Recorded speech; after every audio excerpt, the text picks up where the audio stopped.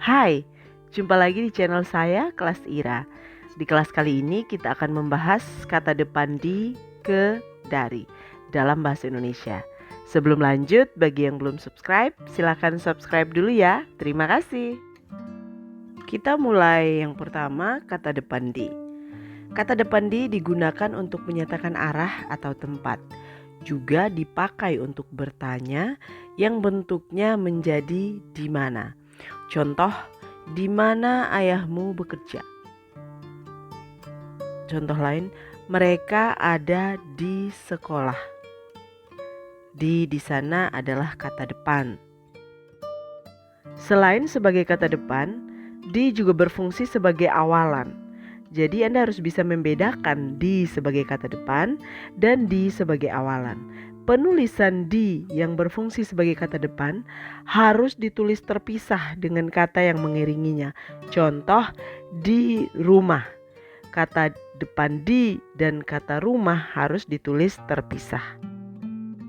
Sedangkan penulisan di yang berfungsi sebagai awalan harus dituliskan serangkai dengan kata yang mengikutinya. Awalan di berfungsi membentuk kata kerja pasif. Contoh, kata dasar makan mendapat awalan di menjadi kata kerja pasif dimakan. Jadi awalan di dan kata dasar makan harus ditulis serangkai. Karena itu merupakan satu kata, bahwa kata dimakan itu adalah kata turunan. Jadi harus ditulis serangkai. Contoh di yang berfungsi sebagai awalan seperti dihitung, dibimbing, dikutip, dan lain-lain. Kata-kata ini adalah kata kerja pasif. Nah, cara untuk mengetahui apakah di sebagai awalan atau bukan dapat diuji dengan mengubah kata tersebut menjadi kata kerja aktif berawalan man. Contoh, kata dihitung bisa diubah menjadi kata kerja aktif menghitung. Jadi kalau tidak bisa diubah menjadi kata kerja aktif, di tersebut bukanlah awalan. Sedangkan di yang berfungsi sebagai kata depan, contoh di atas, di antara, di sekolah, dan lain-lain. Berbeda dengan awalan di, kata depan di tidak dapat diubah menjadi kata kerja berawalan men. Penulisannya pun ditulis terpisah. 2. Kata depan ke.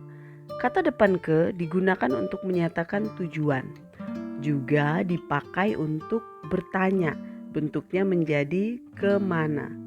Contoh, kemana ibu pergi? Contoh lain, ibu berangkat ke kantor. Selain sebagai kata depan, ke juga berfungsi sebagai awalan. Awalan ke memiliki dua fungsi, yaitu membentuk kata benda dan kata bilangan. 1. Membentuk kata benda. Yang pertama yang bermakna mempunyai sifat atau ciri. Misalnya ketua, yaitu orang yang mengepalai atau memimpin perkumpulan dan sebagainya. Contoh, para peserta menyetujui usulan ketua panitia. Yang berikut bermakna yang dituju dengan. Misalnya kata kekasih, yaitu orang yang dikasihi atau dicintai. Contoh, dia patah hati karena ditinggalkan kekasihnya. 2. Awalan ke pembentuk kata bilangan. Pertama, menunjukkan tingkat atau urutan. Misalnya 3 menjadi ketiga, 11 menjadi ke-11. Contoh, siswa itu menempati urutan ketiga dalam peringkat kelas. Yang kedua, menunjukkan kumpulan. Misalnya kedua orang tua, kelima buku. Contoh, hargailah perjuangan kedua orang tuamu.